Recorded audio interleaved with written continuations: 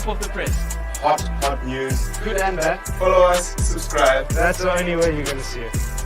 No, FOFF The Press. Good evening, everyone. Welcome to FOFF The Press. You have myself and the king in the north, Nick Stothard. I don't know why he's wearing a jacket like he's outside in a cold room or something. Hey, I just came back from work there. It was freezing, man. It was freezing out on the field there. Yeah, now I'm just trying to defrost a little bit.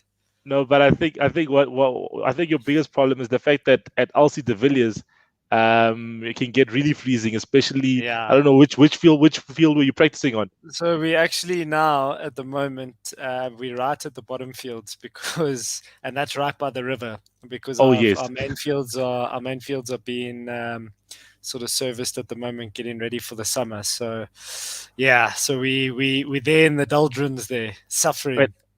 And your fixtures have now been confirmed, which is probably good for you guys. Yeah, so working with the AmaTuks team, it's quite nice. Have now been confirmed. Yeah, who's that guy?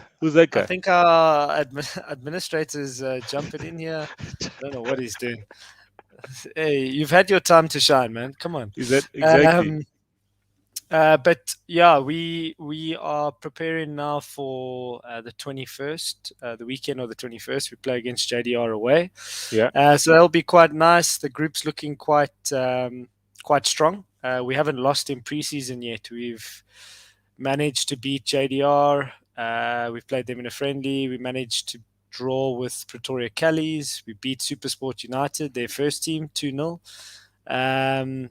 We've beaten my varsity team. So yeah, were you coaching on which side? I was coaching my varsity team. So yeah, I ended up having to go back with the youngsters, which is good. It was a good test for us. And then obviously we had a friendly this last weekend. I wasn't there. We played the new team from the Northwest, Platinum City Rovers. Yes, Platinum City, yeah.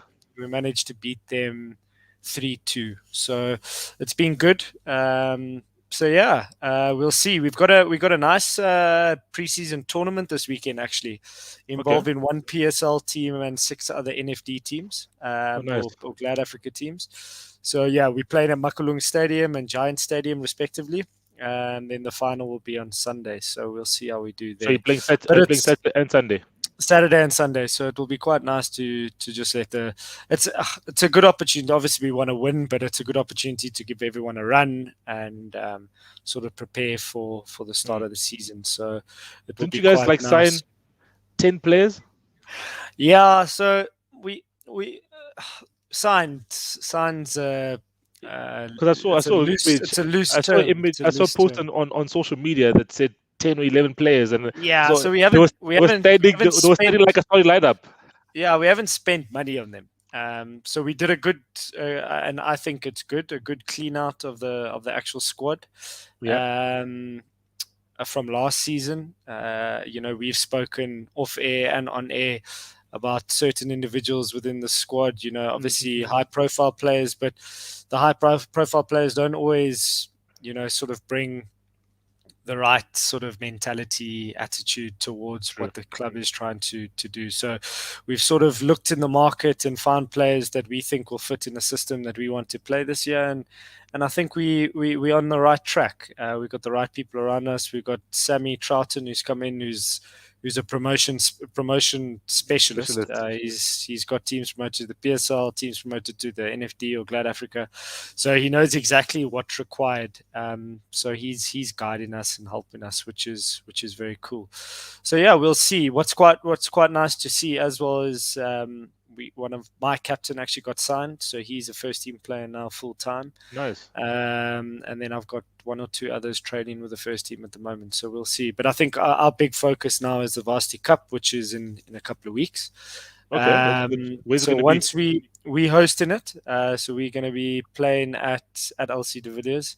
And yeah, hosting the rugby and hosting the soccer. You guys have a monopoly there, hey? No, we do. I think a lot of institutions are a bit upset that we host in the next big one. I think Stellenbosch are hosting the netball, but the thing is, you need the facilities to be able to host a bubble Yeah. and to be able to host 8 teams at once. So I think that's sort of the reality, and I think, it's in terms of who can do it. I don't think there's a question of who the right institution is, and we've got 2 hotels, we've got 11 football fields, we've got a stadium, we've got everything on campus. So No, definitely. Yeah. why would you go to a place? You have to go find a hotel outside. Guys have to stay in a hotel setting. I mean, More Wits wanted expensive. to host it. Wits, you go stay in Bromfontein. When you go outside for air, you have to put your head out the window. At least at Tux, you can go walk around the campus. Yeah. It's a huge campus. Everyone stays on the campus. It's more conducive in that sense, in my No, opinion. So definitely. No. it will be quite nice. We've got TUT first game, Pretoria Derby. Always fireworks when you play them. So we play them on the 9th of September. So you catch it live on Supersport. You'll see me there. No, that's pretty cool. No, that's pretty cool, man. I won't Just be on the show then, boys, actually. Well, Celo, because admin, I know is watching. I won't be on the show on the 9th. because you'll be in the bubble. I'll be in the bubble when I'm not playing, but I know Thursday night, that's a Thursday the 9th. Okay. I'll be in the thick of it. So you guys can maybe make a segment there for varsity football for that evening. No, Which we'll will be quite definitely cool. we'll definitely Yeah, have to do it. We'll definitely have to do yeah, it. We have to support definitely. you. You know what I mean? And hopefully the fans can be back soon. I think obviously it's still a bit far away for any fans to Yeah, be allowed into any stadiums, and then eventually I think amateur football also have fans and so on. yeah. But I just wanted to say before we can continue, just for everyone who's tuning in tonight, I know obviously we said that we're going to have a guest on the show tonight. Our guest is just having some technical issues. So the guest will be on the show as soon as he sorts out these technical issues, and then we'll touch on the matters that we've obviously put in the agenda. But for now, we're still chatting obviously all things Glad Africa Championship and Varsity Cup, where Nick is trying to continue the run of Tuck's dominance in the Varsity Cup. So if you don't win Varsity Cup, does it mean that you're fired? Well, I hope not. My mandate. It's quite funny. My direct boss and the CEO of AmaTuks actually, sort of said to me, "There's no pressure for you. Just find yourself in a top 4. So, get yourself into a semi-final, and then you've sort of done your job." But now, sort of the conversation has sort of changed because now rugby's won. Tuck's rugby won, so he sort of in not so many words said there is pressure on us to do well. Yeah. So with the Olympics also happening, another Tuck's swimmer, Tatiana Schoenmaker got the gold. Yeah. Akani Simbini nearly won the bronze. There's pressure.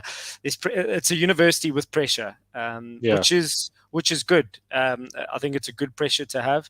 And I think it also just sets the precedent for the players within my squad to sort of understand. We had an institution that doesn't want to just be competitors. They want to be players and teams that are going to compete to win, not just participants. Sorry, that was the word I was looking for. So yeah, I think we set for a good tournament. I just actually got bad news on Monday. I've lost one of my centre backs who's actually taken an option to go study in America, which I thought was rather selfish to lead us along this far and drop us with 3-4 weeks to go. But I can't be crying over one player. I've got a squad of 25 players who are all raring to go, and it's just an opportunity for someone to put their hand up. And yeah, I think it's going to be nice. It's going to be surreal playing with no fans. It's going to be different. But maybe the pressure will be off the players then, but then that the level of intensity needs to be sort of raised from that point of view, because we need to show up. It's going to be live on SuperSport. All the games, I think, we've got 6 out of our 7 group games on TV. So there's no place to hide. There's no place to hide for everyone. But I think it's quite nice. We're talking about this, and I think we're talking a lot about our youth players and current players within, current youth players playing abroad, and how our youth setup is set up here in South Africa. And varsity football was put in place to bridge the gap between players that are not really good enough just yet, leaving their academy setups to go into a professional team. So I think this bridges the gap. There's a lot of players that have played in the varsity football tournaments that are playing professionally. From the time Claudio and I played, there was, the first big one was Thabo Manyamane. He came from Northwest, and we actually signed him. AmaTuks signed him, but there's actually so many more that I don't even that I'm discovering now that I used to play against, guys that I've coached against, and they're currently playing in the pro league. So it would be very sort of naive to say that it's just a youth tournament or a university tournament, or if you're a proper coach, if you're a coach that really takes his craft seriously, you will take note of this, because this is, if you might find a gem here that costs absolutely nothing, and you can potentially sell him for lots of money in the future. So I think it will be quite nice to see from this batch of 2021, from all the teams. There might be 1 or 2 that go on to bigger and better things. No, that's cool. That's pretty cool. So in the competition this year, it's did some universities fall into a different stream or a varsity shield? Yes. No, so how it works, they used to have a tournament. Well, they have a tournament called the University National Tournament, National Championships. I think it's called USA. It's called USA, but I don't know what it stands for, actually. That's actually bad from my part. But wow. USA used to be the Varsity Cup of football, but it would happen once a year at the end of the year, and that would be your tournament. But what Varsity Cup obviously came in and said, here's all the glitz and the glam and the money. How do we pick these 8 teams? So how it was determined to not lose the sort of use of the USA tournament, they decided to go with a qualification process. So if you play in the USA competition, you got to finish in the top 8 out of, I think it's 32 or 24 teams. So every year you have to qualify. And Tuks is the only team to have played in every single varsity tournament since 2013. So every year there's normally 1 or 2 teams that drop out. TUT never qualified the one year. I think UJ got to the final against us in 2014, didn't qualify because they didn't, back then you would actually have to qualify through your province to get to the USA Nationals. So they actually didn't put any effort into their local campaign while varsity football was happening, only focusing on them getting to the final of Varsity Cup. But it meant nothing because they ended up losing the final and they hadn't qualified for USA, which meant they couldn't qualify for Varsity Cup. So there is purpose in it, and it gives the sort of underdog a chance, similar to the leagues that we watch, the playoff system. You might find a team that finishes 6th in the championship that gets an opportunity to come up to the big leagues. This gives there's a varsity college that's part of the Varsity Cup treaty. Wow. There's Monash, part of the Varsity Cup treaty. Like UCT used to be one of the teams. They haven't qualified for the last 3, 4, 5 years. So it's quite interesting to see that Tuks is the sort of constant in the conversation. And I think rightly so. They have the most titles. They've got 3 titles to their name. So hopefully we can keep it up this year and make it 4. There's a question there from Pums in terms of how the level of Tuks development compared to other clubs in South Africa. So Pums, I've known for quite a while. I think he was involved at Tuks Hockey, and he actually coached one of the teams there for quite a while. And I think he'll understand the environment as to what Tuks is. And they are a business as well as being a sort of a sort of avenue to enhance your talent and to play at a high level, but they make sure the books balance at the end, and I think they make a bit more on the other side of the book. So I think from that end we struggle to get the best talent. Okay, so I've been quoted in the past. I was quoted live on TV saying that we don't have the best resources, or we don't have enough resources in comparison to a Sundowns, a Chiefs, and a Pirates. And I got called into a meeting and I got absolutely blasted from left to right. It was terrible. So let me take you down this path. Tuks have the best facilities, the best resources. Not all of those resources are accessible. So, for example, our school, our players go into a school. That school is a very expensive school. The Tuks High School, Tuks Sports High School, yeah. Yeah, so I won't mention how expensive it is, but it's in the regions of your very expensive schools in South Africa. Private schools, the private schools, yeah. But what you get for that is you get your hostel, you get your food, and you get to play the sport that you love, and you ideally get the best coaching, because the clubs that form part of the school have the best coaches, you would think. And I can vouch for Tuks football. They've got very good coaches.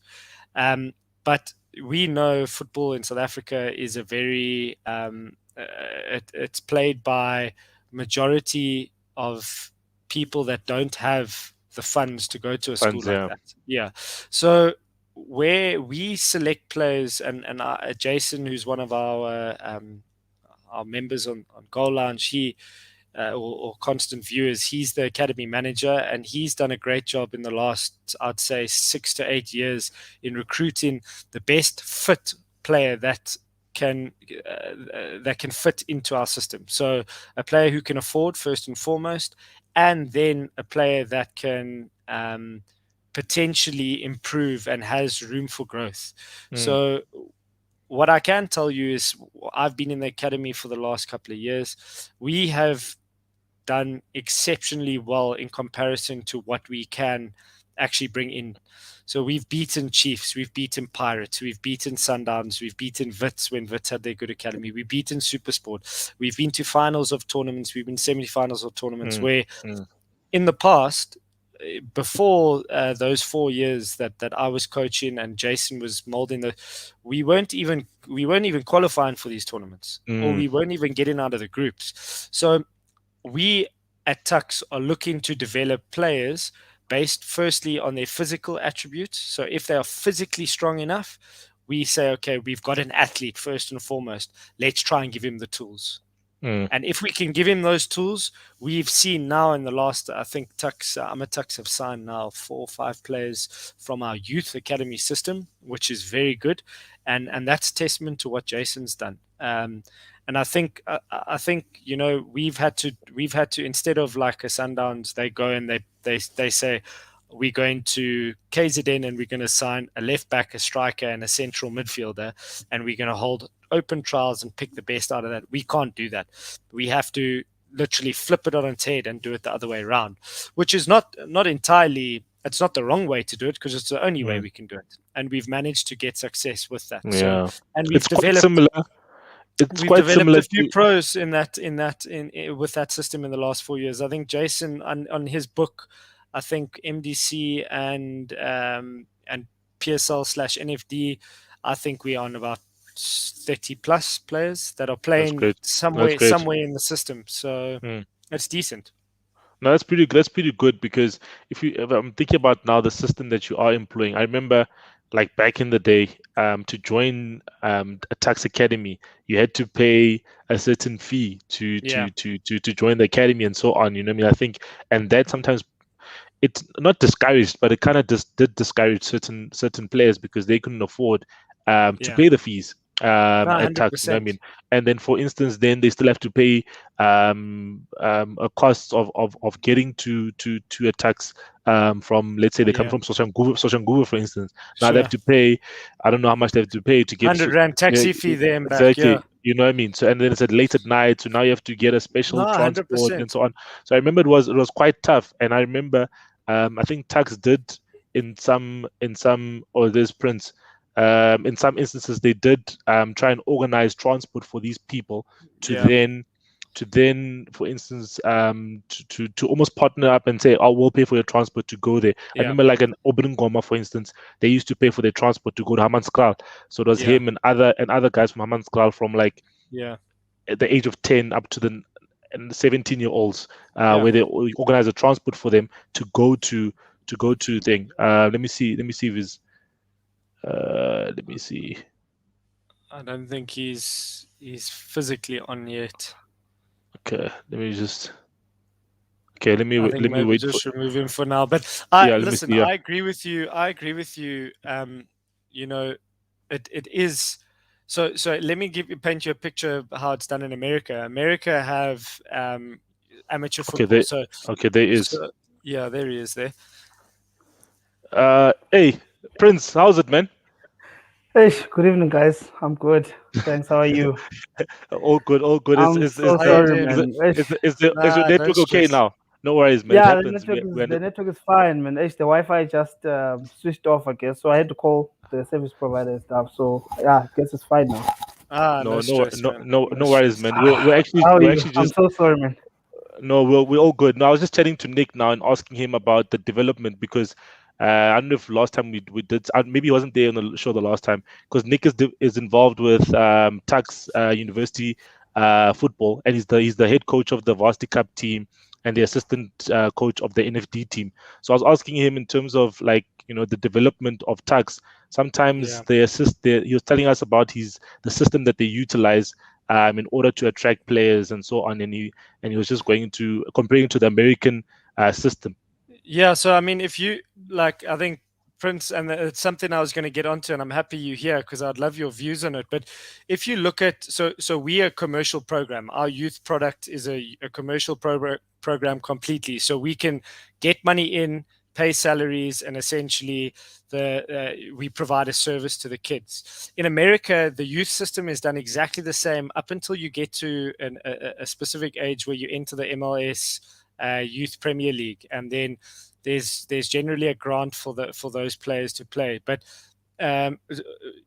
from what I understand, those kids are paying in excess, if you convert it, in like 15,000 to 20,000 rand a year to play football. Okay, so obviously that model wouldn't work here. However, it is working at Tux. We've got the most members. We've got the biggest football club in South Africa in terms of members. So if you look at, I think we've got close to 600-700 football players in our club, which is huge. If you want to compare it to, obviously you've got your Chiefs, your Sundowns, your Pirates, who are the biggest clubs. But in terms of actual personnel, we've got the biggest, and it's working for us. But my question is, we get a grant of 600,000 rand a month. I think that's how much the NFT is. Just Prince, you might correct me if I'm wrong. But if you look at your PSLs are getting in excess of 2.5 million rand a month to run their clubs.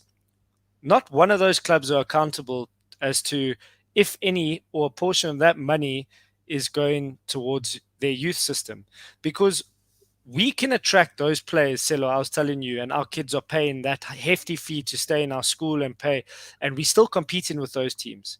Why are they not selecting the best of the best and creating a youth system right up from the age of 6 all the way up until 19, and they're funding it? Because the Sundowns can do it. Why do you think Sundowns came and asked us to partner with them?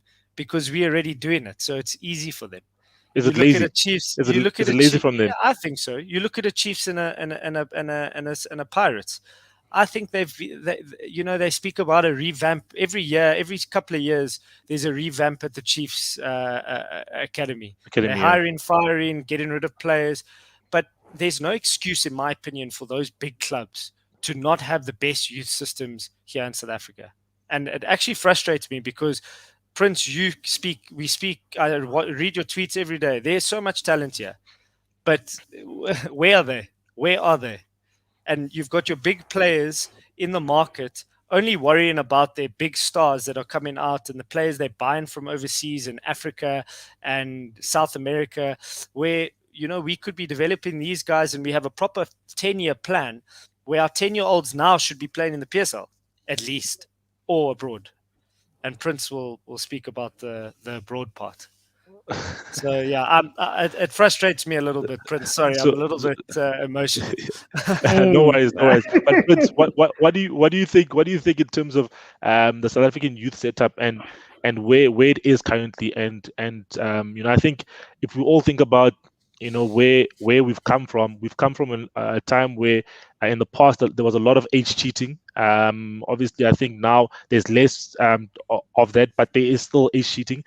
So what do you think? How our youth setup can be obviously nurtured, and how it can be moved forward for our youth teams, then the South African youth teams, to also improve, and then to obviously go into Bafana and so on.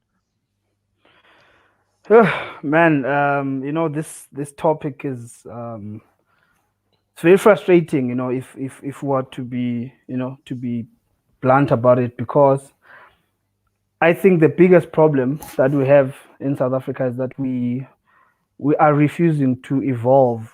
We are refusing to move with the times. We're always looking for shortcuts in terms of our development.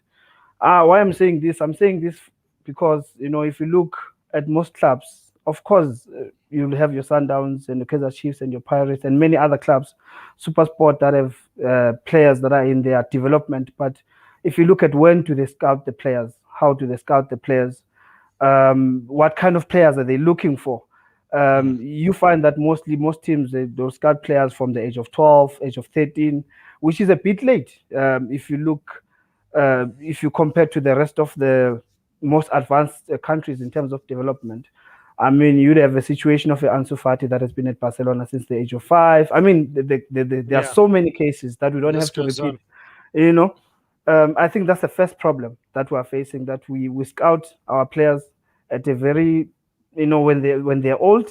And number two, when you scout them when they're old, it's like when you skip grade 1, 2, and 3, and then you are scouted when you must go and enter at grade 4. Then it means you have missed the basics. Yeah, now you must then catch up for 5 years. You must your development must be fast tracked. Therefore, meaning that you won't get the basics right. I mean, we've seen it. Or even those that are scouted at 12, I don't think they go through the right development stages. I don't think they go through the right basic for a child, the right basics of development. That's why I find players, at the age of 20, 21, they can't trap the ball, the decision making is bad, and many other things. So I think that's the first element that we are missing. And I think to talk to that, besides the issue of clubs, we messed up by killing the school system. I mean, I'm from a rural area, but I know the school system where I'm from was very strong. We knew as kids, as early as 8, as early as 9, that at under 8, at under 9, under 10, moving, up with the older you get, you'll be graduating to different age groups. We knew that we were competing with the local schools, maybe 4 surrounding schools, and that was the basics for scouts to be able to scout these kids. But these days, you can't even have that system because it's been destroyed. But on paper, you hear people saying, no, schools football, schools soccer is coming back. But until today, we don't see it. No, we still don't see it. When we went to the class of 96, well, we didn't have development. But the likes of Dr. Kumalo, Lucas Khateb, and all of them, they came through that system of the school system, the school's football system. That's how they were scouted. So that's the other element which we are missing. Now, because we don't have enough academies, if we had that system, it would be, in a way, assisting to fight the issue of broadening the pool. I mean, he's speaking about tax. I know they set up a tax because I've been privy to know some of the players that have been involved in that setup. They would even tell you how things are well run there. It's a professional club. In terms of development, it's one of the best with the legal resources that they have. And you see in the PSL, that's why you don't even see young players playing regularly in the PSL at a very young age, because they've turned the league into a business sort of setup. So it's result orientated. They will buy the big stars, and they won't develop enough players. And development takes time. You don't just it takes more than 10 years. It takes more than 15 years in some instances. So we need to take time and go back to those basics. I was watching Japan now. I was speaking to Coach Farouk, who was telling me that around 1992, Japan had started a project in Brazil where they took their players to Brazil to be developed. And if you looked at Japan now, I don't know how many years it's been now, but Japan, you can see, is a force. So all these things take time. I mean, our rugby, they do this thing, rugby. If most rugby players, they go through a certain system from when they were in school, right through until they make it to Springboks. So I think that's something we need to do. And the Springboks have done it so many times that you would think that our football would then take a lesson from that. But till today, we're doing the same thing, we're doing the same things over and over. We're not willing to learn. We're not willing to evolve and be modern. And we're still going to suffer because of that. True. Prince, like I'm happy you mentioned that, because, if we, in my opinion, I think there's a lack of accountability. And I think if you look at, the blame, yes, we can blame SAFA. I think the biggest problem in South African football, there's so much finger pointing. We point in the finger. It's not my fault. It's his fault. It's that person's fault. But I think it's quite an easy system in which you could sort of, like, for example, with regards to the school sport, you don't actually need that much more money to be spent, because there's so much money in our top league. So if we look at it now, there's 32 professional teams. They each get a grant. Okay, you put in that grant, a rule that X amount has to be spent on the community around you. So, for example, we've already got it. We have a team from the Northern Cape. Those teams would all pyramid up to the professional team in their region. The professional team in the region is Hungry Lions. So Hungry Lions have a duty, and they have to be accountable for that money that they are given, that they can't just spend it on salaries and nice hotels and this and that and fat salaries for CEOs. That's the other element. There is a sense of accountability where each region in South Africa has an LFA. You go to the LFA and you say, okay, we want to see the best players at this level, this age group, that age group, and all the way up to senior football. And then for me, you look at your better provinces like your Gautengs, your Western Capes, there's teams there that can spend a little bit more money than these smaller teams that I'm talking about. And you can put programs in place where the school program can come back. Amateur football, when I grew up, I played amateur football from the age of 5 at a club where we had to pay to play. And you find that league now, those players pay to play, they finish at the age of 16, or if they don't finish at the age of 16, by 13, they go to a rugby school and they play rugby, because rugby has a proper system. True. So there's definitely ways and mechanisms in which we can engage our local community without spending that much more money, because the league gives the club so much money to run themselves. I think we're one of the only leagues in the world where you get a grant to carry on, operating. I don't know, you can correct me if I'm wrong there, Prince, but we get given money to operate, to pay salaries from the league. No, 100%. Those other teams have to generate their own money, marketing strategies, buying and selling of players. Ticket sales. We get money from, if I'm not mistaken, it's mainly DSTV, are pumping the monies into these teams for them to run. There needs to be accountability as to why some of that money, even if it's just 10% of that monthly income, can go a long way in these communities. And you're right, Prince, you can't pick a player up at 13, because when you go play, you pick a team of 13-year-olds here and go play against Ajax under 13s, you'll get absolutely murdered. You'll get murdered, because they're tactically and technically far superior, because they've been taught it from a young age. And unfortunately, in these rural areas, in these communities that are untouched, the players aren't getting the right opportunities, and it's frustrating for me to see. No, that's true. I think, and then the result at the end of the day is you see our under 17 national team, our under 20 national team.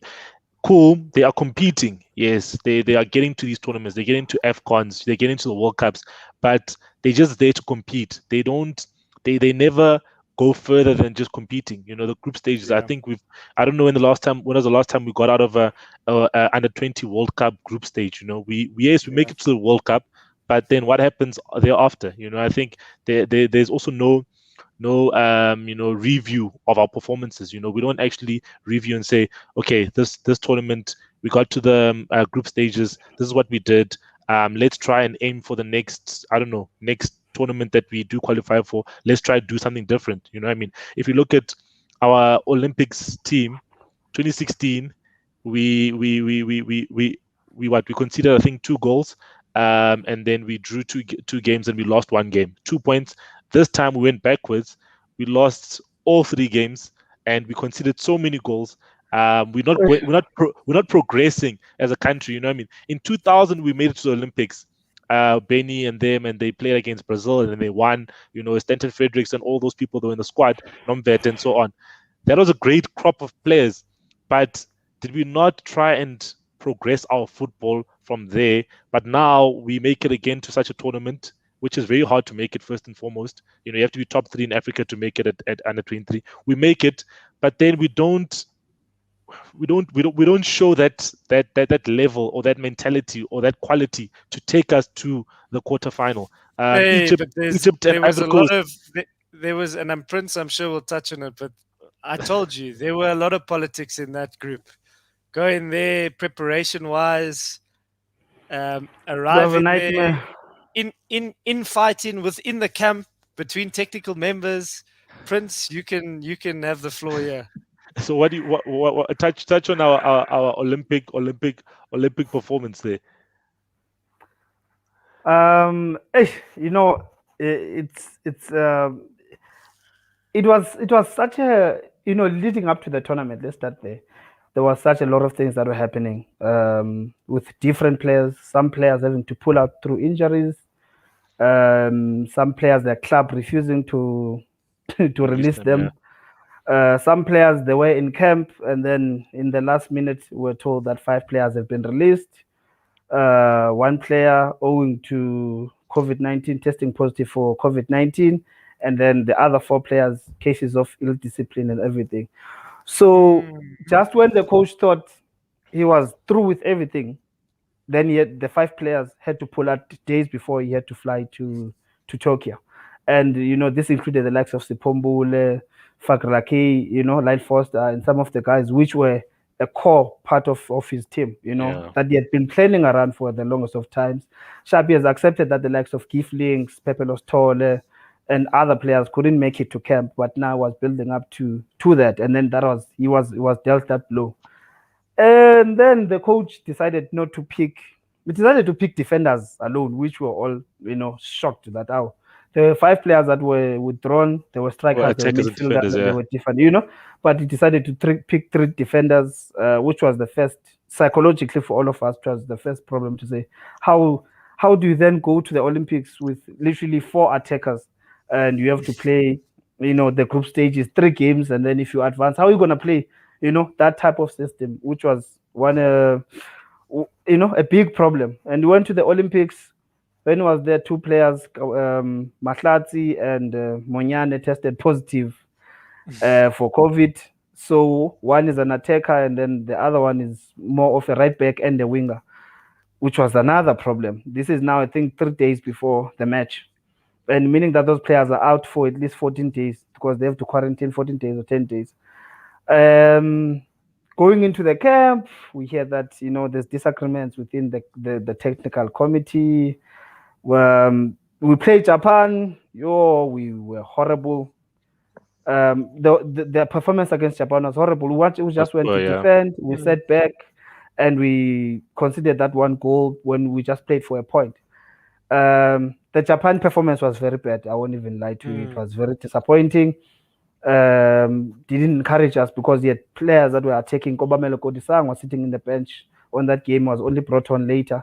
I think before that, I think the other problem with South Africa is that we go to tournaments, especially youth tournaments, let the young players enjoy themselves, let the young players express themselves. And, you know, it's a youth tournament. I don't think we've got much to lose, especially considering our history that we've never made it out of the group stage and all of those things. We've got nothing to lose.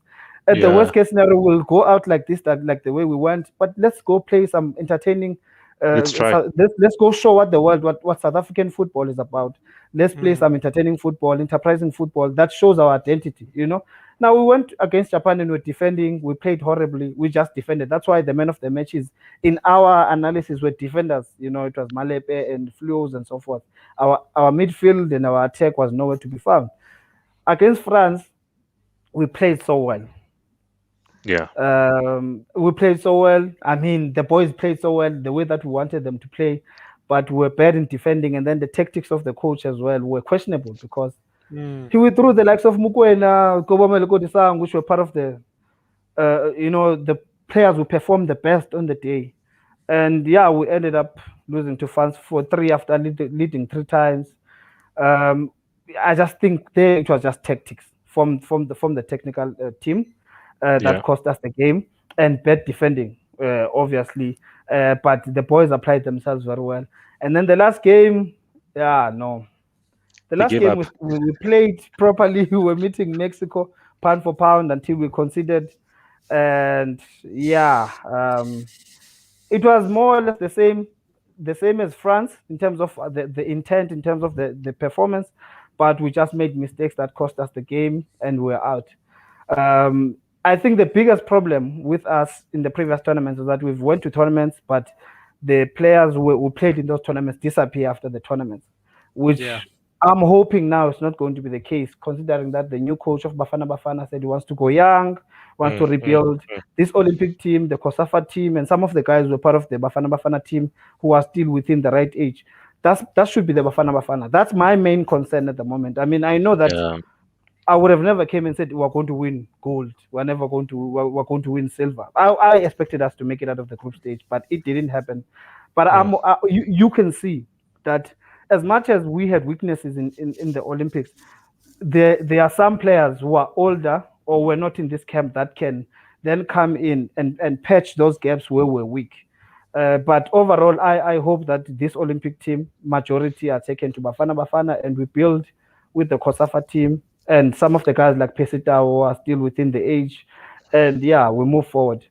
And we've qualified for every tournament now. I think moving forward, if we qualify, we must go there to compete. Must not go there to make numbers. We're not scared of anybody at the end of the day. We mustn't be scared of anybody. So I think the problem is with the coaches, it's not with the players. That's my opinion, because I think the players are told how to play when they get into the game. For example, Luther Singh, I was very bad. It was not that bad, but he had a bad tournament.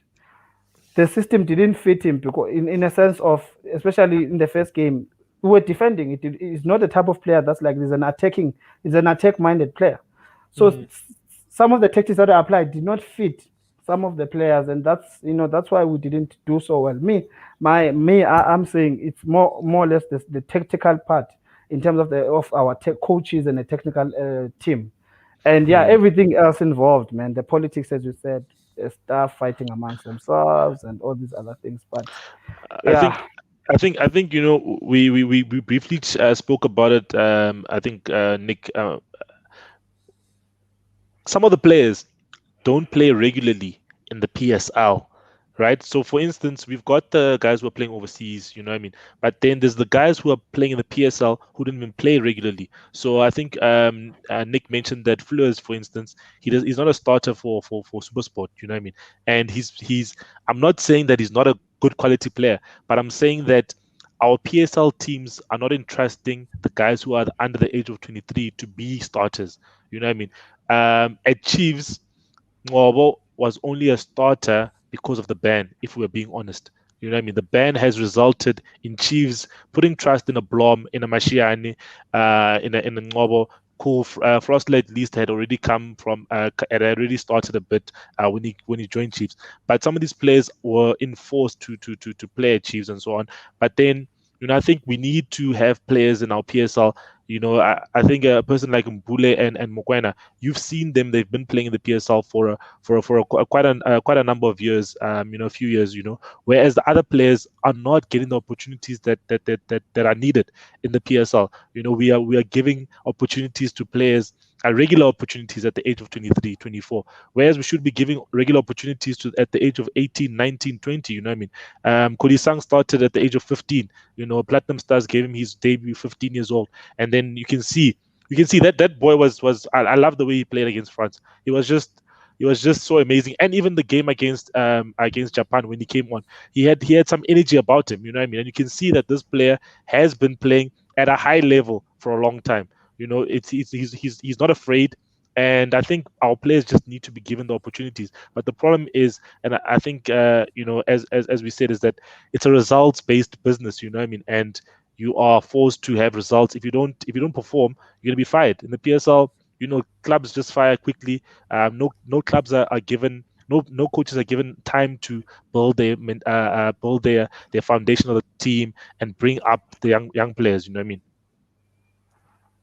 No, 100%. 100%. I agree with you, and I've said it for so many years. That's the biggest problem in South Africa, is that PSL teams. Some teams, they are grooming players, but the same players are not giving opportunities when they are young. When you go to youth tournaments, if you look at that Mexico team, all of them are regulars. In fact, they are stars where they come from in the domestic list. They are stars. They are not just starters, players who are part of the squad, but they are stars and they are so young. And you could see the difference in quality, because you see, when South African players, I always say South African players are we have some of the most gifted players in the world. But if a South African player is not confident that I'm a good player, I'm better, you could see the likes of Thabo Cele, the way he was playing, he was arrogant on the ball, because he's used to, playing regularly with this type At of that guys, level. not scared of anybody. At that, at a high level in the end, he believes in himself. He believes that I'm better. You could see that when he gets the ball, he was able to shield the ball, was able to do this and that and that and that. Mokoena was doing the same thing, because he's used to playing at that level for a very long time. At the age of 23, 24, these are seniors. These are no longer now junior players. So the issue of playing young players, at a very young age, it's still a very big issue that in South Africa we are going to face. Because in the past we used to take MDC players that we take to the World Cup, and then they only take 4 years later that you see them making a first appearance for their clubs, and that is a big problem. But I think if we also want to compete on the higher level in terms of international football, I think I touched on this last week, Selo, is where I think SAFA need to do a bit more, and I would probably look at the fact that SAFA probably don't have money to do this. But if you look at what Belgium and Germany did, and they both had phases, I think over 12 years, where they groomed their youth right up to a generation where they ended up competing and they did really well. Germany ended up winning the World Cup. You have obviously Belgium with their generation seeing its way out now, but they saw the fruits of that working from the age of, I think, 12 years old. The boys were really groomed to an extent where they would have a pool of players, and that pool of players would get together every so often, once a month, call it twice a month, and they would come to camp, for example. And what I think helps those boys is they are playing regularly against other youth teams within Europe, and they're competing against the same quality, if not better. And when you're playing at that level, and you're speaking about that player now, Prince, where he had that arrogance, because he's playing at that level in Europe now, he's got that ability, he's got that understanding. We need to look at getting our camps and exposing these boys to what's out there in the world, not against Lesotho, Swaziland, and Zimbabwe, because that's only going to get us so far. We'll qualify for a COSAFA, win a COSAFA, qualify for an AFCON every odd year. We need to get these boys playing against the best of the best, and SAFA need to pull their weight in that sense, because we're gonna the same thing is going to happen. We're going to get to a World Cup, we're not going to get out the group, and then we might not see another World Cup for the next 2, 3, 4 years. I think we need to expose the players a little bit more, and then, yes, together with their professional teams actually taking a chance. The last team to actually do it properly was Ajax Cape Town when they were in the PSL. They weren't afraid. They used to play the youngsters. They used to have 18-year-olds, 19-year-olds in their starting lineup regularly, and quite a few. But what teams are going to do it now? I don't see many.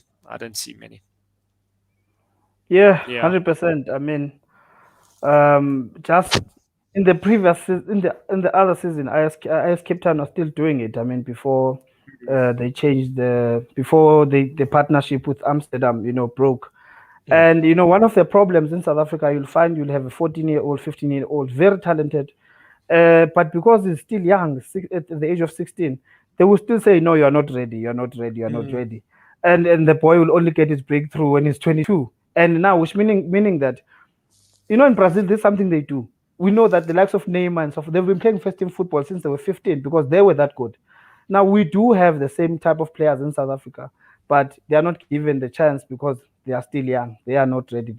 Then you find that's why you find a player that's so good and everyone is raving about, and he disappears and reappears 3 years later, and everyone is asking what happened to that kid. And now when you see that kid, you see him at the age of 22, but he's average because he's now missed that 4 years of development where he should have been playing regular first team football and developing further. So meaning that his development has been delayed. That's why in South Africa, that's the biggest problem in terms of our youngsters actually progressing the way that they should. A youngster is so talented, but is going to be kept at the MTC for 5 years playing against the same young boys, and he's not going to grow. And it's going to take another 5 years for him to restart again when he's 22 now, and he's coming to the PSL as an average player now because he missed 5 years of development. And the DDC or MDC or whatever you want to call it is quite a blur in terms of what it actually is. It's got the glitz and the glam of being on TV, but it doesn't teach the boys the true, necessity of playing for a team that actually is results driven. Because if you don't win the DDC or MDC, the new DDC, there's no repercussions. Coaches don't get hired and fired. You can't get relegated. So there's no pressure of losing. You can lose every game and you'll still be there. It's only based on your first team getting relegated. So there's core fundamental values that a professional team has within sort of the pressures of the day-to-day living in a professional football team that's not experienced with a DDC player. So, it is for me, it's sort of, painting over the cracks, and it's not actually fixing the problem.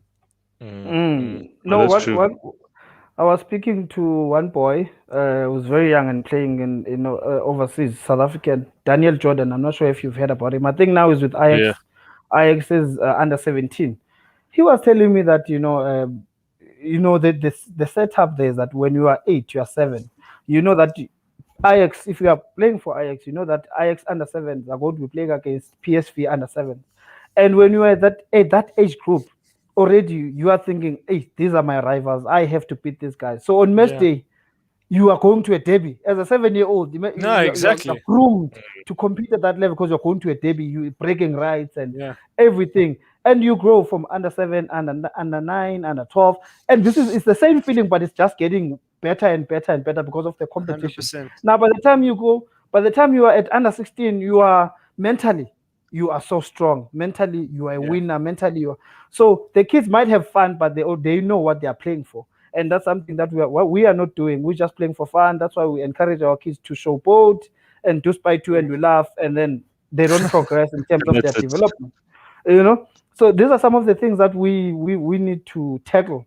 And unfortunately, no one is talking about them because even in our leagues, our teams are just results driven. They're only talking about buying players amongst themselves. That players have been there since I was a child. They're still playing PSL now, and this team still expect the same players to deliver results, and you find that player is now 35 and is closing space for a player who's 20, 21 that should be having a breakthrough season. We really need to look into it. We can have this conversation, for the whole day, but I in terms of the national team, I'm hopeful though. I'm hopeful, and I think what we saw at the Olympics was not the best that South Africa has to offer. I think all of us have to agree in terms of that because most players were not there. But I think if we then have the players that are not at the Olympics brought together with some of the outstanding performers from the Olympics and the COSAFA team and some of the few guys, Pesitao, Lebogang Phiri, who are 94, 95, we'll have a good Bafana. I believe we'll qualify for the World Cup, by the way, record this, because I believe we've got so much quality. But we don't know what Hugo Broos is going to do. That's the thing. So we'll just have to wait and see. No, that's true. That's definitely true. I think we can definitely even just touch into that next topic in terms of the players that are playing abroad. I think I think you mentioned a couple of names there already. Obviously, Lebohang Piri has moved to Turkey now. Percy Tau is in his first proper preseason with Brighton. Saw rumors of Al Ahly and so on. Thabo Qhele is looking for a club now. And I think you mentioned that he's going back to Portugal to obviously sort that out because he's a free agent and so on. Luther Singh has gone back to Braga. What's going to happen to him, and so on. So I think, can you just touch on some of these players and in terms of the update and Leshabela as well? Where are their futures lying? I think Sitola as well also has a couple of opportunities. It's silly season, man. A lot is happening in terms of player movements and everything. Pepelo, we all know that was wanted by Lille, was wanted by Lorient and Strasbourg in France, but his club has decided not to release him. Well, at least transfer season as things stand, he's not going to any of those clubs because they've not met the price that the club wants, and the player and the club have agreed that he must stay. He's been going through proper preseason. And obviously, it's going to be a regular, and I expect him to be one of the players that are going to go to Bafana. He had a brilliant season last season. Giflings as well is back in Denmark. The league is well underway. He's been playing. He has played almost in all their games so far. He's a regular. These players, these two are not at the Olympics. Kanya was supposed to go to Luton Town on loan in the English Championship from Leicester. But unfortunately, the clubs couldn't agree because Luton wanted a permanent deal. Leicester said, no, we're not selling. So the player's back at Leicester, but he's looking at other opportunities. There's Blackburn in the picture. There's Bristol in the picture. I don't know. There's maybe other teams that are interested in signing him on loan. So he's looking for a loan because he can't compete with James Maddison, can't compete with Pryor. So the best way, and Yuri Tillemans as well, because he can play in that role as well. So he's looking for a loan where he can play regular first team football. So I expect him to get a loan deal. I was speaking to him earlier. I expect him to get a loan deal before the end of the transfer window. Thabo Qhele, of course, is flying out tomorrow to go see where he goes because he's got clubs in France, and Porto, obviously, as it's known in Portugal, also want to sign him. But we don't know where he's going to. He's 24 now, so he needs to start playing every week. So I think he's going to look for an offer that makes sense in that regard, as well as just regular game time at the moment. That's what he's looking for. But he's not short of suitors. So I think next week he's going to join a new club. I know that Porto are part of the teams that want him, and Nantes in France. But I don't know the other names of the other teams, but we'll see how that goes. Lyle Foster is joining Westerlo in Belgium, the second division, on loan from Vitoria Guimarães, who are in the top division. He's looking for first team football. His confidence is down. He needs to start scoring goals. Everyone is calling him a cow and all these things, So we hope that that. But what's wrong there, man? Because obviously he left Pirates, went to Monaco. Obviously he was training with Monaco. Cool. They had high hopes for him. He was even in these goal top 50 18-year-old lists and all of this stuff. And then it just seems like things are not progressing upward for him, and things are going a bit backwards. And as you said, he's lost a bit of confidence in his goal scoring even. My man, let me tell you something. The level between here and Europe. Let's start first by agreeing with ourselves that the level is different. So you can't necessarily move from not being a regular at Pirates, playing maybe for MDC of Pirates, and then you move to Monaco and suddenly you are a hit. The biggest players in the world have struggled to move straight to Europe and be hits. I mean, we all know the likes of Mane struggled. Mane scored, by the way, in when he was playing for Metz, he scored 1 goal in 2 seasons. He only started doing well when he went to Salzburg in Austria, and then he went to Southampton. Yeah. So I think with Lyle, it was just a matter of he was supposed to go play for Monaco B. Let's start there. but then he was fast-tracked to the first team, was way behind, in terms of the level where he should have been playing. And things didn't work out at all, to be fair. He went to Belgium, was played in a more deeper role, as a winger and all of those, but he got the game time. And, now eventually came back to Monaco, and now he's been sold to Comaresh, where he started well, and then things ended up not, going so well. And he ended up not necessarily not making an impact last season. So I think the idea now is to take him, because I think he skipped a step. You sort of take him that step. He's 20 years old. Is to take him back to that step, give him regular first team football, give him the confidence back, get him into it, because Westerlo is known for having one of the biggest good facilities in Belgium. Get him to a coach that wants him to play 70% of the games. Is going to make him the main striker and all of those things. And I think the potential that all of us have always seen in him, that's why I made the list and everything, is there, but it needs to go back a step before coming back up again. So I think this is what he's doing, and this is what makes him happy. This is what he wants to do, and he's happy. He's 100% happy. He's looking forward to the experience. That's good. He absolutely loves him. The coach has told him that he's guaranteed game time. He's going to be the main striker and everything. So, which has given him confidence that he's going to go and have a good season. No pressure. Even if he doesn't make Bafana, I don't think that's an issue. But luckily, Hugo Bruce knows Westerlo because he's from Belgium. So if the player is doing well, then you'll understand because he will be in touch with all the players, so he would know when to bring him in and when not to bring him in. Yeah. So let's let that process happen and let's see how it goes. But the player is happy. Yeah, he's happy. With Luther, there's a club called Poznan in Poland. They want him badly. Then there's Boa Vista, who also want him on loan. Boa Vista plays in Portugal in the top division.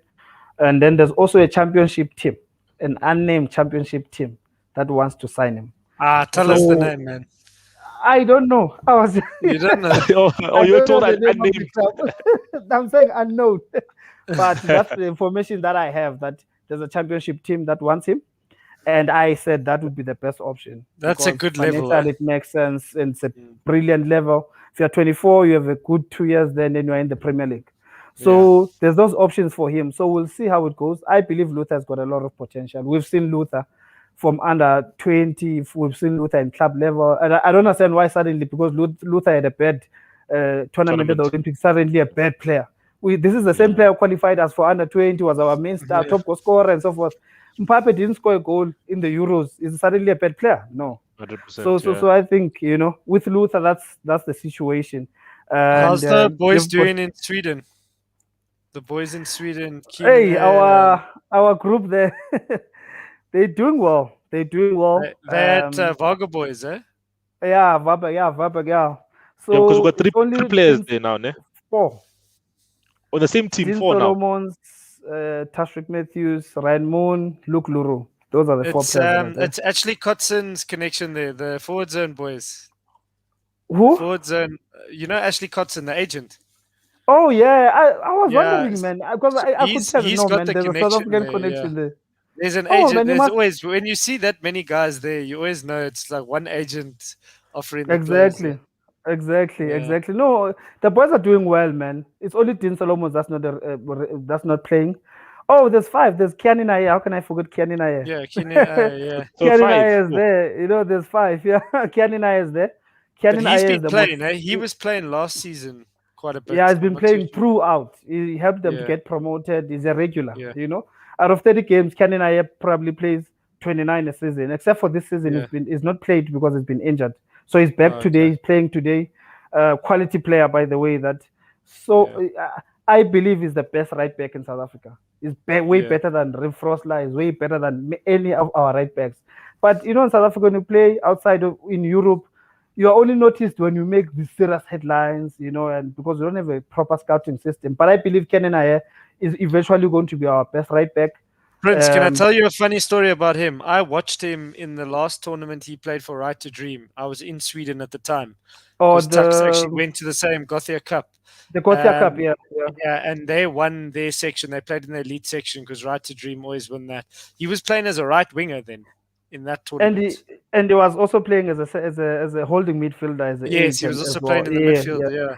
So what happened? I don't even know him as a right back, so that was news to me. Yeah. So what happened is he was converted when he got there. He was playing as a central midfielder, and then in the season where they got promoted, both of their right backs got injured, and basically the coach said, "Hey, someone has to step up." And then he said, "No, coach, hey, I will play there because I want minutes." That was the idea. You want to play. I want minutes until they come back.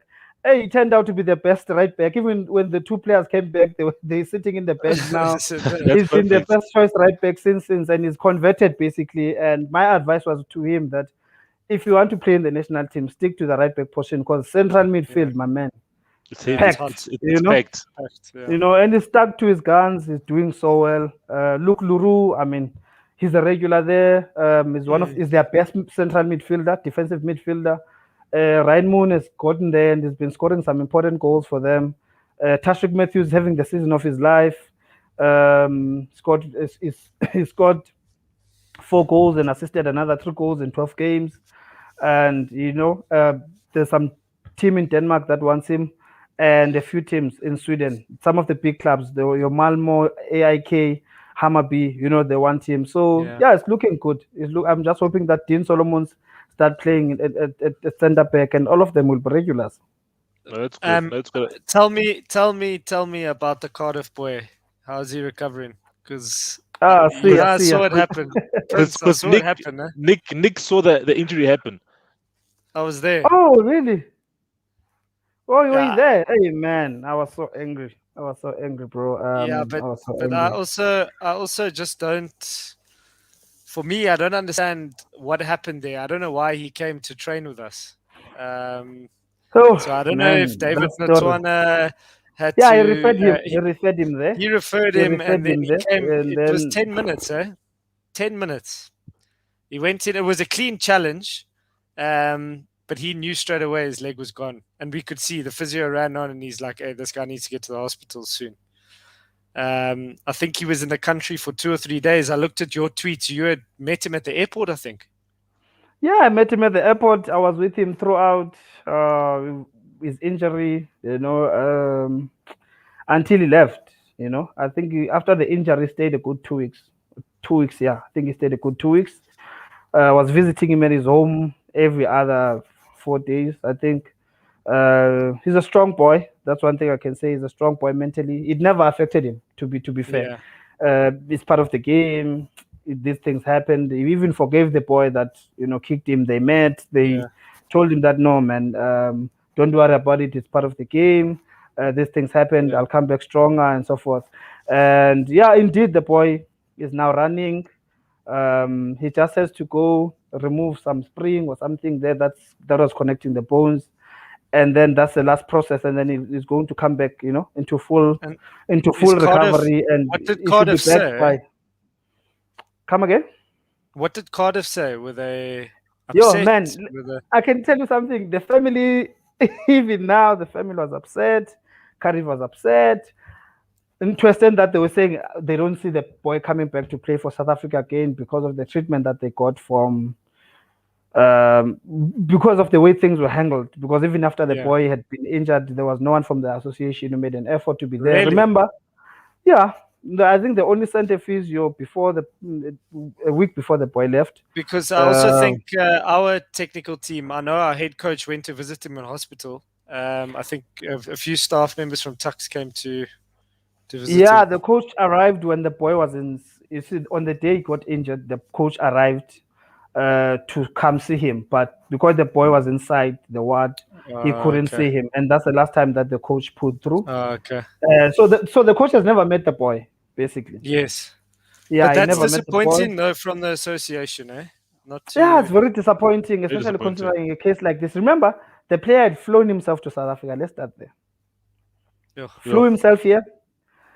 He sorted out his own paperwork. Financially, in any other way you can think of, sorted out his own paperwork, which showed a lot of commitment. Yeah. Top of that, the boy was keeping fit with his own personal trainer, and then was referred to go to Tux. 10 minutes into by the game, by the head coach of the Olympic. Yeah. Now, when the boys here, he breaks his leg. 10 minutes into the game, says if the way it happened, it was like you felt like, hey, there's some foul play here. How can I was then made to understand that it was boys who were trialing, but how do you play a national team player with people who are trialists? And the boy broke his leg, and then 100,000 for the surgery. Yes. On top of that, now when the 100,000 has to be found, no one is willing to come to the table. Cardiff has to be called and say, Cardiff, hey, that insurance issue. Cardiff has to then pay the 100,000 for the surgery. It's 100,000 upfront, it's 100,000, or there's no surgery basically. Yeah. So the mom is the one doing this thing, running around and arranging these things alone. She's the one who organized for the boy to come here via the flights and everything. She's the one who's been running, Now she has to organize the surgery. Eventually, I think it was injured on a Tuesday and eventually was operated on a Friday. So those days, it was still not operated. It was operated on a Friday because there were processes with the insurance and all of those things. Now it was operated on Friday, and his leg was swollen as well. So the doctors advised that let's wait for the leg to be swollen, and then the process of claims and all of those things. Then it was operated on Friday. And then he went home. His family was the one taking care of him and everything. So, hey, man, it was quite a sad story. I felt bad because I'm practically the one who convinced the player to come play for South Africa. I'm the one who was involved in this whole process. I'm the one who was close to the family and everything, Now, when these things happened, to all the players, by the way, to all the players, I'm very close to them. I'm close to their stories, their families and everything. So when these things happen, you are sort of also affected because you're just like the way our association does things, man, Till today, I don't know if there's been any consistent contact to check if the player is fine, what is happening. Could you check up on him, on with their lives, I guess, So has that's Cardiff, what happened with the boys. But and Cardiff are fine now? Are they happy to have Cardiff him back? are fine. They just let it go. And they're focusing on making sure that the player recovers in time and is back on the field, and the rest will follow. They gave him a 2-year deal. He signed a 2-year deal, which is brilliant, and he wants to make his first team debut before the end of the season. So he's back running. He's put it behind him basically, and we'll just that boy is probably going to be the best striker that's going to come out of this country in the next few years. Yeah, by far, in my opinion. So if we don't appreciate such talents, and then when Kgaugelo Chauke, there's issues when there's wrong headlines that are flying around that he refused to play for South Africa, he chose England and so forth, and we'll treat these boys as if they are foreigners, they are not appreciated, but they are one of us. Yeah, if you could see they're the representing us. They're representing us overseas. Very true. Not true. I see Pumlani asked a question here. Do you think it would make sense for some of our players to play in like a League One in the UK? Obviously, I think the Championship is obviously is good, but the one below that, the League One below the Championship, do you think it would be? I'm not saying obviously like the older guys, but the younger ones, the ones who are under the age of 21. The younger ones. You remember those? Yeah, the younger ones. I would say if you are between the ages of 16 and 21, League One is good. If you are, below 20, League Two is still good. Remember, that side is not about. It's more or less. It's more. You find a League One team bigger than a Premier League club. Yeah, in terms of the true. Institution, and I think that's something we don't get. We judge how big a club is by how many trophies they have, which level they play in. You find a Charlton Athletic, you'll find a Blackburn Rovers, find Bolton, all these clubs, Bolton and all Portsmouth. They are now in the 4th division and the 3rd, and some of them are in the 3rd division and some are in the 2nd division. But these are clubs that we grew up knowing that they're in the Premier League. But the way that they are run better than some Premier League clubs. So if you are part of such an institution, then and you are a youngster like that, you can move from any club to Liverpool. You can move from League One to Liverpool, League Two to Manchester United, because it's an institution. They don't necessarily look at the level where you play, but they look necessarily at the quality and the institution that you are part of and where you are developed and all that. So if their age is right, I'd say if you are 25 and below, Championship is a good level as well. Even at 26, Championship is a brilliant level because even in money-wise, you're getting paid a lot of money, and those are good levels. Those are good levels, and for our players, and with these rules being eased, our players must start moving to those leagues. No, true. No, definitely true. I think that's definitely.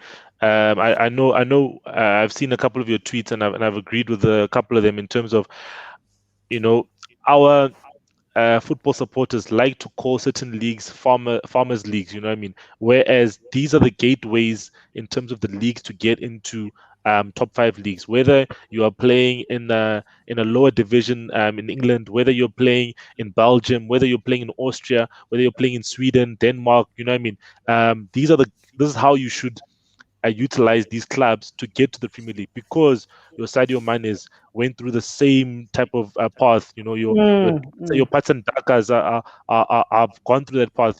I look back at some other stats where Patson Daka and Luther Singh were playing in the same under-20 AFCON, and they were the top goal scorers with 4 goals each. Patson Daka's playing for Leicester City, and Luther Singh right now is still in Portugal. You know what I mean? So those players were on the same level at a certain point, and now one has just gone above the other. And I think we definitely need to change our mindset in terms of how we view European clubs and how our players can get into European setups. Prince, have you heard from Bradley Cross? He's in Newcastle. He's stable. Yeah. He's stable. I haven't spoken to him in a while. I think in close to 3 weeks now. I haven't spoken to him. But he's a Newcastle player. He's back that side. Should be with the under 23s, and is going to continue his development. And I expect him to make his Premier League debut this season. Yeah. Okay. That's good. At some point this season, I expect to. You see who I support, eh? You see who I support. I can see. I can see. I think I've coached a lot of games against him because he came through up the same youth leagues at Black Aces and Wits, and I played against him a few times. He's always a standout player, and I think having the passport also helped him to go across. And I think, he had a great first season. Where he captained the side for I think 70% of the games. And 23 team. And his experience, by the way, in Germany was very important because at Schalke is a big institution, and he was playing regularly. And I expected him to stay at Schalke. That's what I was expecting, but it didn't happen, that way. And he's at Newcastle now. He played almost all the games there. He was a leader. He was an ever-present, playing in different roles. By the way, he played at left back, centre back, and at some point they played him as a 6. So that's his other strength, that he is versatile, and is very rare because he's a left-footed centre back, and we lack those in the world, not only in South Africa but in the world. Those are very precious. So I expect him to really step up there, and I think now that he's going to his second season, he's going to do even better, than he did last season in his first season. I was surprised he was not part of the Olympic team, but hey, anyway, I was also.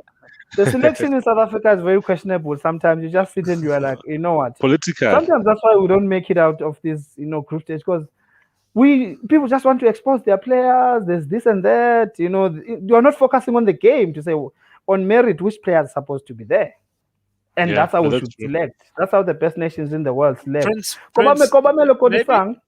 Maybe someone's eating. I'm just saying. No, people are eating. Yeah, maybe, but you don't know. But I'm just saying, these are some of the things that the leadership really, really needs to look into and just say, you know what, we're tired of being bystanders at tournaments. We're tired of just adding numbers. We had the president saying we qualified for in 2015, qualified for under 17. Yeah, we've qualified for everything, president. But then what? We need to win. Now we've been knocked out in the group stage in all these tournaments that we are proudly saying we qualified for. And if you look at the players from 2015, how many are in Bafana right now? 1 or 2. Yeah. Then you can't be proudly saying, those things. And now that the team has come back from the Olympics, he's been saying, no, this is the Vision 2022 team. Let the team then go to Bafana, and let's move forward. Yeah. I'm tired of just going to tournaments and just being knocked out with 1 point or 0 points. And, scouts go there to watch our players. And when we give such performances, they even discourage scouts from coming to scout at institutions that are so good, like TACS and so many other institutions, because they think this is the best South Africa has to offer. You No, know, that's true. and speaking That's about true. our fans, my brother, I encounter this every day on social media. Some guy earlier on this season was saying Koba Meloko Disang is wasting his talent in Portugal. Why is he playing for Braga's B team? Da, da, da, da. And I explained to him that he's playing senior football as much as playing for Braga B, but he's playing in the third division where senior teams are playing. And and after this season, I was saying he scored 10 goals, by the way, last season. After this season, Cobamelo is going to be playing first team football, and Cobamelo is only turning 22 this year. It's only 22 this year, and he's going to play in Premier League football, and he's going to be way ahead of his peers. And if you look at his performances at Tokyo, come on, Our best player. He's way Our above, best player. Yeah. he's way Our best above player. most of the wingers we have. You know, so these are some of the things we need to change as South Africans to think that our league number one is the best league in the world. And you even hear some of the all these people, when they speak Chairman and many other people who are leading clubs and so forth, saying the PSL is in the top 10 in the world. No, we're not even in the top 100 in the world. No, that's so true. The sooner we realize, are we in the top 5 in Africa? That should be the question we should be asking ourselves before jumping the gun and saying we're in the top 10 in the world.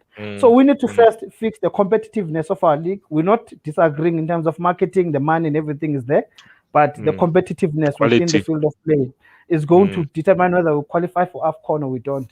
Where you get a 31, our squad of Bafana dominated by 31-year-olds, 30-year-olds, failing to beat the Ghana team and the Sudan team and struggling to beat the Sao Tome. You know, that's the level in which I mean, Sao Tome scored 2 goals against us at some point. That's the level which we are in. And the sooner we realize that, and the sooner we're going to change things. But I believe, luckily, that, you know, we've been able to withstand the storm and ride the wave. And we've got a group of players now that are young and playing regular first team football here and abroad. Let's just bring them together. Yeah, and then I think glory days are going to be back. Yeah, I think we can do something. I see. Darren has asked what happened to Kosinke. He never really made it. He's at Barrow now. I think Barrow's like in the League 1 or League 2. I think in England. Yeah, League 2 in England. They're in League 2. Yeah. I really don't know what happened to Khosi, because it was never a matter of is not a quality player. I think with him, there's a lot of factors, including discipline. That's one of the factors, discipline with him. I mean, he went to League 1 teams and League 2 teams, League 1 teams. And at some point, I think I was playing the champion. No, I think I was playing the championship some few years ago. But it keeps on going down and down. And now Khosi is a 94, so meaning that he's 27. And if he's in League 2 right now, I don't think there's any surprises there, unless you know, playing left back, and at left back you need to be exceptional for you to move up. And if he was an exceptional left back, he would have long been up. So I think maybe the championship. Yeah, I think he's just going to keep on moving from club to club, but because I don't see him coming back this side anytime soon, because he was mostly brought up there, he stayed there for a long time. I think he's going to play at that level and until he retires. I was very disappointed. I felt in this generation that just went out, he should have been our left back, because we never had a quality left back after Masilela, because he had been playing whichever club he went to. To be fair, he had played regularly 90 minutes. I felt he should have been there, but because we lack scouting overseas and all these other things, you know, some of these guys never get a chance. You know, never get a chance to play for us. I think would have been a better left back than most of the left backs we've seen over the years.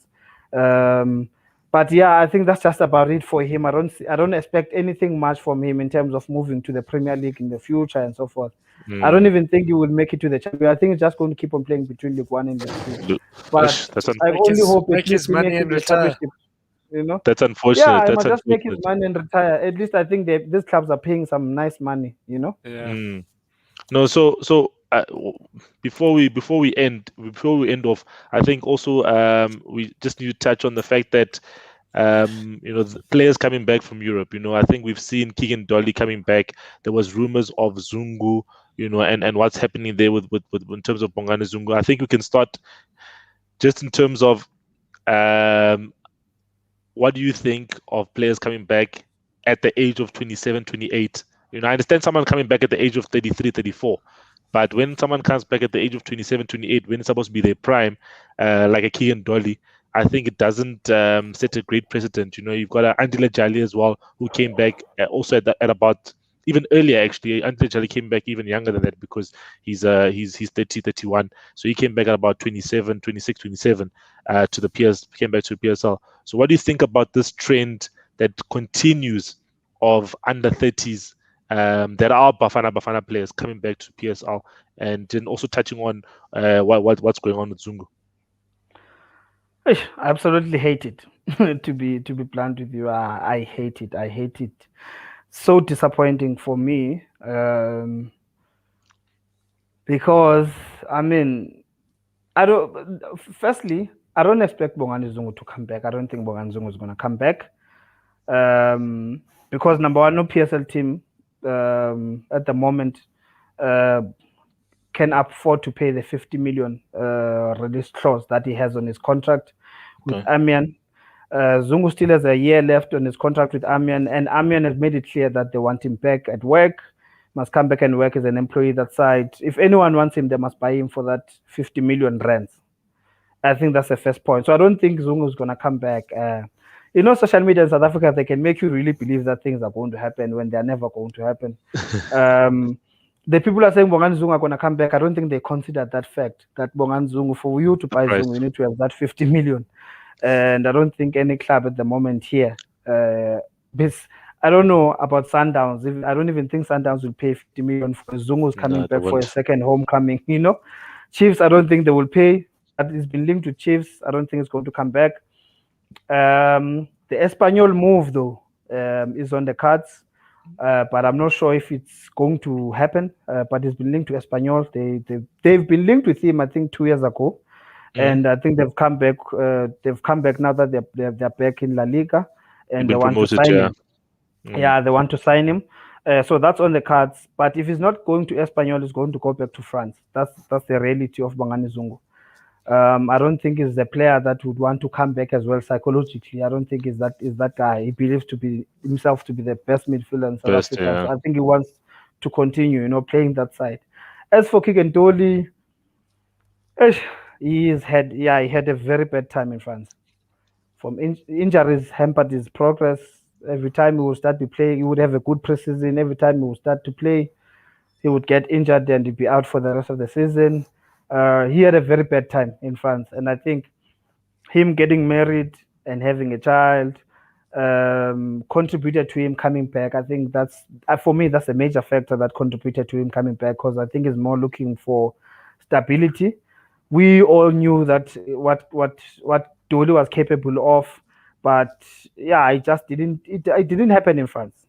Yeah, and I speak a lot with his agent as well, and they were looking for an option that would give him playing time, but also the good financial package and a place where he can raise a family and all of. I think it was not about football necessarily for Keegan Dolly. It was more about the factors of his life, with the stage of his life where he is right now. I would love to see him in Europe, try it out for another 2 years, or go to the UAE, man. I mean, there's money there as well. You could do all of those other things, but in South Africa, man, Keegan Dolly grew up supporting Kaizer Chiefs, so I think this was the ultimate dream for him to move to Chiefs.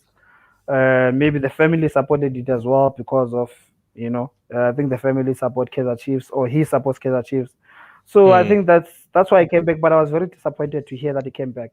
That's why they didn't even tell me that he was going to come back early. Like, they told me, like, on the eve of the move, that this is what's going to happen. Because I was very disappointed about it. But what can we say? Most players, by the way, who stay in the PSL beyond 23, those are the players that end up coming back to the PSL. Most players who leave as teenagers, as maybe at the age of 20, 21, the likes of Tulan Serrero, Mukocho, and so forth, they stuck it out that side because, that's just the way it is. They never really, they are competitive. Like Serrero came back, but he stayed in Europe. Erasmus, he came back as a youngster, and then the rest is history. When we went to Europe and he said, here, I'm not a star, let me go back, be a star. Mandla Masango once went for a season, and halfway through the season, he said, this club is small for him. He wants to move to a bigger club, and his career is nowhere to be found. So I think it's a psychological issue with our players. They're weak psychologically. They don't fight. They don't persevere. You see a Nigerian player who's 35, still moving around in Turkey or wherever. That's the mentality they have. Our players, it's a totally different mentality, especially the outgoing generation, 93, 92, 91 going down. They've got. I call them the spoiled brat generation, because they're the generation that took the national team back, way back. Because the 2009 under 20 generation, I mean, they're the ones who didn't move to Europe. They're the ones at Bafana who have been performing badly, not qualifying us for tournaments. And that's the generation I believe should be moved out. In this generation that's upcoming, the likes of Thabo Cele, people was told, when you speak to Thabo Cele, he says, "Hey, Baba, I'm not coming back even beyond 33. I'm not going to come back. I can see people linking me to Chiefs. I'm not coming back because I've got a bigger dream there." I think because we are now at a lower state as a nation, our national team, these players are hungry to take us back there and to put South Africa back on the map and to also be successful. That's what's going to make a successful generation. Other than that, the previous generation, they all took the baton from success, and they thought success is contagious, and they were big-headed, and the results show. We are now 70-something in the world. No, that's true. Any final thoughts on your side? No, I think it's quite nice to hear what Prince has to say. I agree. There's lots of problems within our football, and I think we need to look at the clear and obvious facts. We've got some quality players out there. You spoke about Nigeria, and you look at Senegal, you look at all these Ivory Coast, your Egypt. Egypt may be a different example because they've got a very strong sort of league and some very strong teams. But those West African nations select their national teams of players that all play in Europe. You don't even North Africa, majority of, you don't see ASIC Mimosa come up on their list too many times, because ASIC Mimosa in comparison is a smaller team in comparison to the rest of or where the rest of the national team players are actually playing. For us, we select a national team, we maybe have 4 or 5 overseas players and the rest are in our local league. Then you actually think to compare our local league in comparison to the rest of the world, that's not very good. So I think we need to get back to reading facts and seeing what's out there, and selecting national teams based on quality versus quality. And the quality is if they're in Europe for a reason.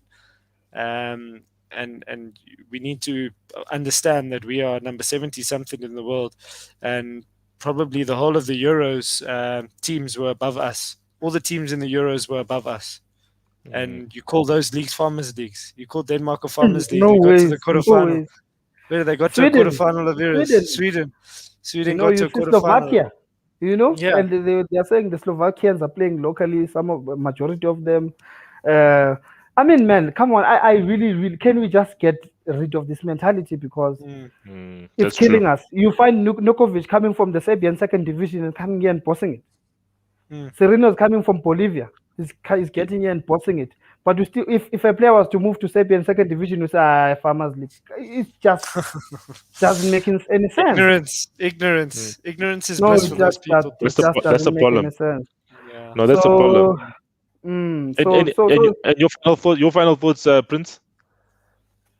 No, I just think for the past 10 years, I've been doing this job of monitoring and profiling our players that are playing overseas and discovering them. From where I'm seated, I'm very pleased with the progress that has been made. I'm very happy with where we are, and I think we've got now the group that we've wanted for a very long time at Bafana. Hugo Bruce is an experienced coach who's been around the world, understands leagues around the world. So at least it won't be difficult now when you say a player is performing in Sweden, Denmark, and so forth, for the coach to understand the level and what it means when it comes to the national team. So I'm positive that at least now you won't find coaches that are ignorant to this fact, coaches that are talking about localism, and so forth. We'll have a coach that whether you play here or abroad, if you are good enough, you're good enough. You must be in the national team. There's no favors. We can't be giving debuts to 31-year-olds anymore. We can't be doing all these things, that we've been doing that didn't make sense. International game time and minutes must be invested in the right personnel. That's where I think the direction that we should be taking. And, we need to scout all players who qualify for South Africa the world over. We've got a player in Manchester City. In the next camp, we should be having that player there. He's playing for Pep Guardiola's team. And, he's a center back that we need. So we need to scout all those players, bring them together with our local players. And let's have a national team that competes, man. We can't even qualify for a 24-team AFCON because of Sudan and so forth.